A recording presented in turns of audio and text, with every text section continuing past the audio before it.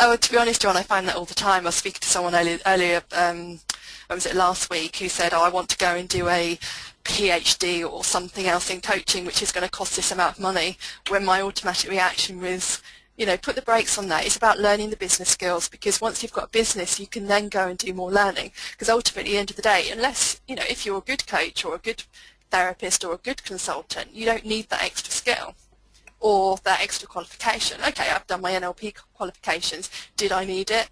It has helped me, but ultimately I probably would have been better off investing in my business, earlier on than floundering around for a few years. As I said, it was going okay, but it wasn't giving me the ability. It was that real balancing act between giving up work and also staying, and doing what I really wanted to do as well.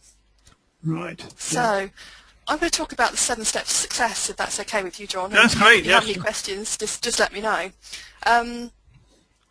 I put together the 7 step success system because I found that the things I was doing with my clients fitted into particular boxes, I suppose, and this is a process. It is quite organic, and with some of my clients I might spend time on one of the elements, and with some of my clients we might cover all 7 steps. It depends on the program they're on and how I'm working with them.